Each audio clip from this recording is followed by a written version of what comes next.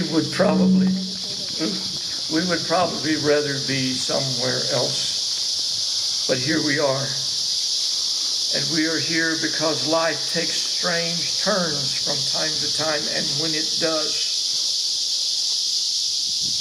it puts us in knots, destroys the normality of what we know, and causes for us a change in life, not expected, but necessary to happen because of the tragedy that we are experiencing. Today we want to talk about our dear friend, how much she loved us and how much we love her. You notice I keep that in the positive sense. She meant so much to us. You're going to get a chance to share here in a few minutes of the things that she has said and done with you. Is it still going to be on FaceTime? Oh. You're not sure?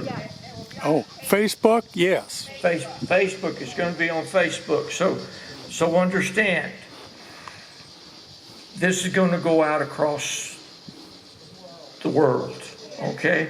So make sure what you say is going to be what you mean and not what somebody else would become offended at, okay? I know you well enough to know that's the way it'll be. Let's have a word of prayer as we begin.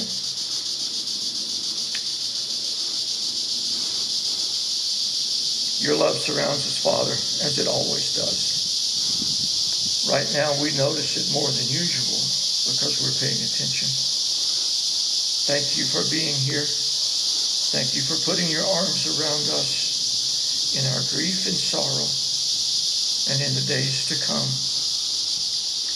So hear us today as we pay honor to this, our friend, whom you hold in your arms right now. In your holy name I pray.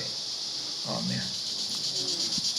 Now I'm going to need your help here because I've got some things about her that I have learned that I did not know before. And you may know more about that event or that time or place than I do. And if you're willing to share more into that particular area, please let us know. Please stand and we'll get the microphone to you so that everyone here can hear what you know. So let's begin. Here's what I know. I know that Donna grew up in New Jersey. Does anyone else know any more about New Jersey and her life there? Okay. I guess I'm ahead right now. I also know she was an airline stewardess. They were not called flight attendants then. They were called stewardess. And they dressed really pretty.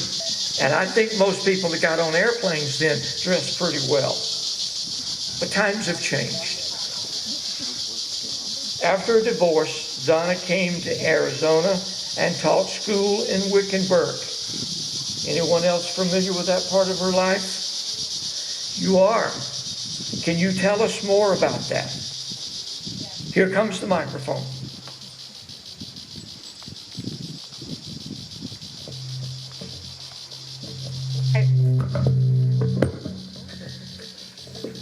Thank you, Greg.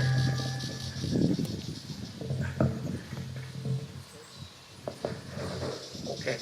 I've known Donna for 37 years. Wow. And when she first came to town and she was teaching school, she ran into some problems with somebody, a male, and she had to move. And we became really good friends. I know that she loved teaching the kids, and I don't think she ever would have stopped. I don't remember when she moved up here to Yarnell, but she was a very important part of our groups in Wickenburg. Oh, thank you for sharing that with us. It seems what I've learned, she moved up here sometime between 95 and 96. And that was about the time that I came. Who else would like to share something that you know about her or some experience that you had with her during the time of your friendship? I know Joyce would like to share. You're going to read something? Okay. All right. Okay. Arlen? Donna lived with Stan and I for over 3 years after her house burnt down. She became our little sister, and we were her big brother. And there was a lot of times when times were rough, but I would see some of her girlfriends come by and they'd have lunch, and that always perked her up. I remember when Chief Palm, at the time when her house was burning, he called me and told me that her house was on fire. I went over here on Shrine and camped out until she arrived, because she was in Prescott and with her dog at the time. I greeted her and she says, I don't know where I'm going tonight. And I said, I do. I said, you're going to my guest house. Well, what about my dog? That's in the yard fence. There's no problem.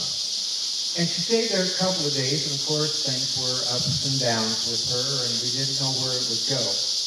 And she came to me and she said, I feel safe here. And I've shared this before with a lot of folks, but the rest of you need to know. As a friend, that's all I needed to know. So she stayed. And yes, she paid rent with her insurance company. After a while, we fluctuated up and down. And I always encouraged her to go ahead and try to get stuff together so it wasn't so overwhelming when she had to put her house together.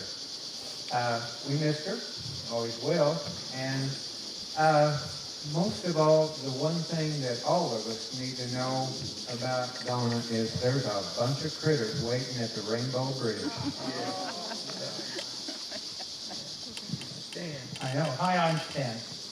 I'm his husband and a good friend of Donna's. I just walked over here. That's pretty good. Yeah, it is. Yeah. I just wanted to say that she became an incredibly close person to me. We'd sit on our front porch, which people always tease me about my front porch because they said they had all those white rocking chairs and it looked like a rest home. And I said, your point? So we sat in the rockers and talked a lot. We saw her through the loss of her pet, her dog, which she kept trying to convince me was a little dog. And I said, no, not. She said it was one of those Shar-Peis, and I said, not, it's a full pit dog. She's that dog. But anyhow, I miss her terribly. I learned everything in every little corner of her life. And that'll all stay in the package in my heart. And I think of her on a regular basis. I send prayers up to her, and I can't say any more. But I love you well as a community. Thank you, Stan.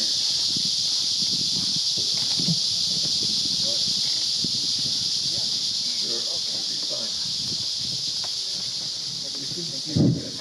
Can you hear me all right? Okay. Donna was a good friend and a good neighbor, and she took care of my dog Dodger, which is still with us, quite often. And I can remember a story one time I went over to pick up Dodger, and I said, well, how was he today? And she said, he's a good boy. She said he took his nap with the rest of them. I said, what do you mean he took his nap with the rest of them? So this is where the school teacher thing comes in. She said, well, I take my nap in the afternoon, so all the dogs, and sometimes she could have 3, 4, 5 dogs over there, all different kinds that she was watching. They all laid down and took a nap at the same time. I said, you gotta be kidding me. She said, no, when I take a nap, they take a nap. I said, so Dodger took one? She said, he laid there right with the rest of them. So that, I think if you're a school, she said it came from being a school teacher and just kind of lining the kids out, I guess, so she could line the dogs out. Anyway, I have something I would like to read that I've read at several celebrations of life. And I hope that you enjoy it. It's called The Dash. I read of a man who stood to speak at the funeral of a friend. He referred to the dates on the casket from the beginning to the end. He noted that the first came the date of the birth and spoke of the following date with tears. But he said what mattered most of all was the dash between those years. For the dash represents all the time that he spent alive on earth, and now only those who loved him know what that little line is worth. For it matters not how much we own, the cars, the house, the cash. What matters is how we live and love and how we spent our dash. So think about this long and hard. Are there things that you would change? For you never know how much time is left that can still be rearranged. If we could just slow down enough to consider what is true and real, and always try to understand the way other people feel, and be less quick to anger and show appreciation more, and love the people in our lives like we have never loved before. If we treat each other with respect and more often wear a smile, remembering that this special dash might only last for a while. So when your eulogy is being read with your life's actions to rehash, would you be proud of the things they say about how you spent your dash? I think Donna spent her dash pretty darn well. Thank you. All right, is there anyone else? Kathy?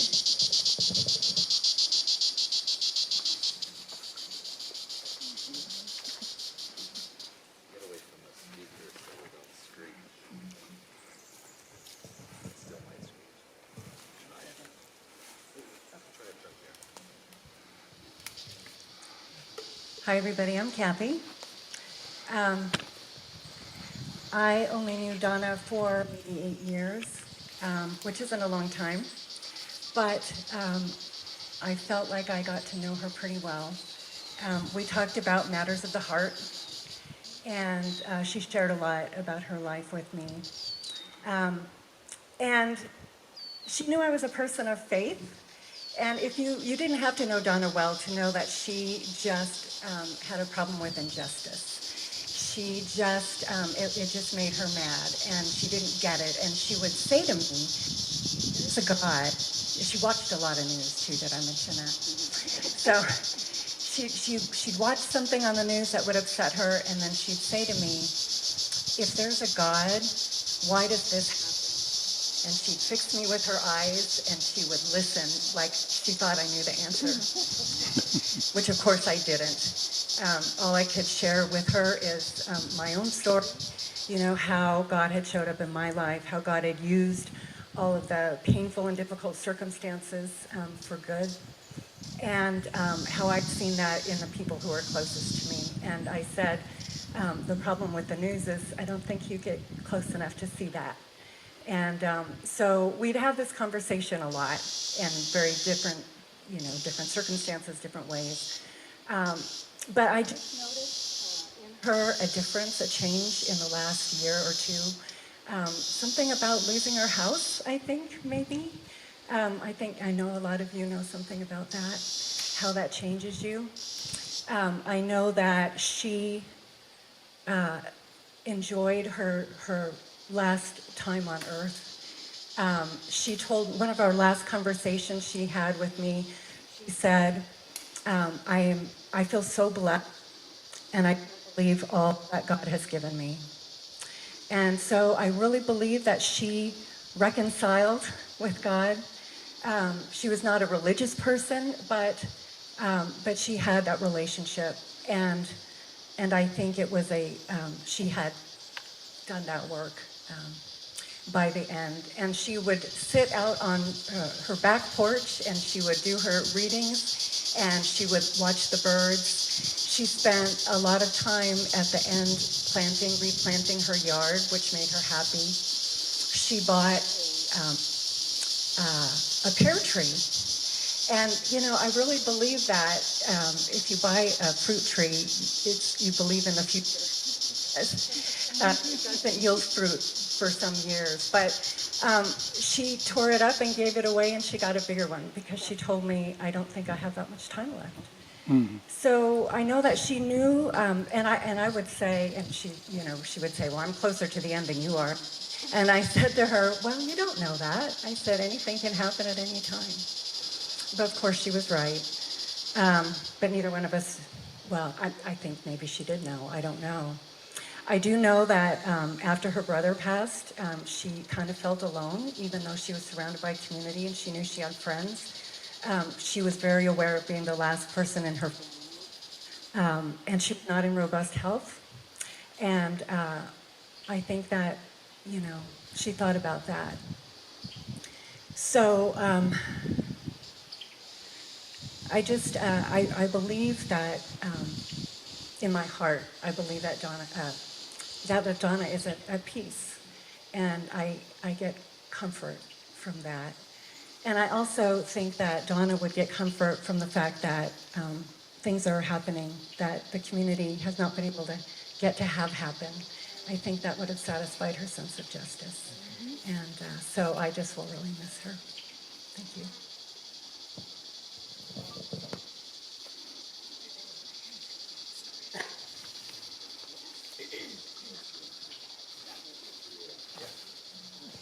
Is that okay, Paul? Sure. It's okay to have another time for a story? Sure. Okay.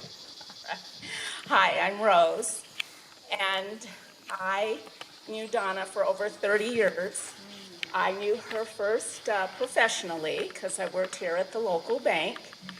And she would come in and she'd say to me, well, how's your week going? And I'd say, wow, okay. And we'd chit chat just a little bit. You know, I'd look over my shoulder, see if my supervisor was watching. And so then she would tell me how her day was going. And she'd tell me about back then, people volunteered to do the dispatching. They took a radio home with them and they did dispatching. So that's what Donna was telling me about. I thought, wow, you have to stay up. She goes, yes, I have to be up, and that's okay. I'm single and I have just my cats, or dogs back then. And so she said, no problem. So then the bank closed and we kind of lost contact, like I did with a lot of my people that I knew in the area. I lost contact with them. And another point in my life, I became a widow. And so we started seeing each other more. We became like lunch buddies. We were always making a plan to meet, whether it was down in Wickenburg, because I was working there at that time, or we come up here to the ranch house. And the picture that you see of her on her flyer is her 74th birthday at the ranch house. So Friday, we met for lunch at the community center. That was our other spot. So she said to me, you know what? It's really crowded in here, and I'd love for us to go and sit on my patio. I set it up, and we can go have lunch there. So we did a meal to go, and we had lunch on her patio. I was really blessed to have seen her that evening. And I've lost my train of thought. I'm going to refer to my notes. She became my friend, someone you could trust, always to listen. And our times together were always planned. We'd sit together and talk about what was going on, and then we wouldn't see each other for a couple of weeks.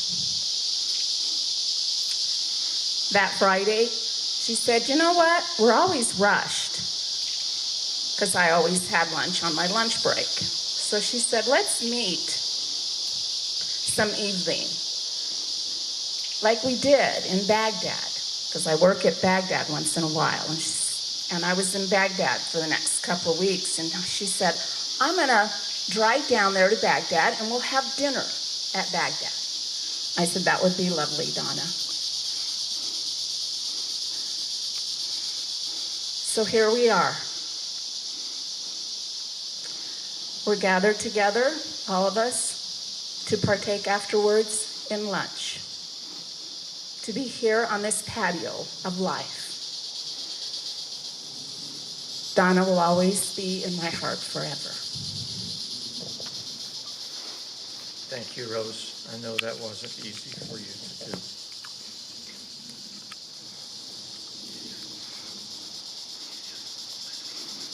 Donna loved the Ranch House Cafe.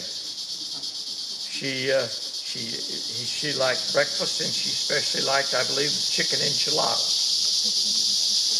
She loves shopping on QVC. Now, I'm usually going to Amazon. I don't know anything about QVC. I'm sure some of you out there do.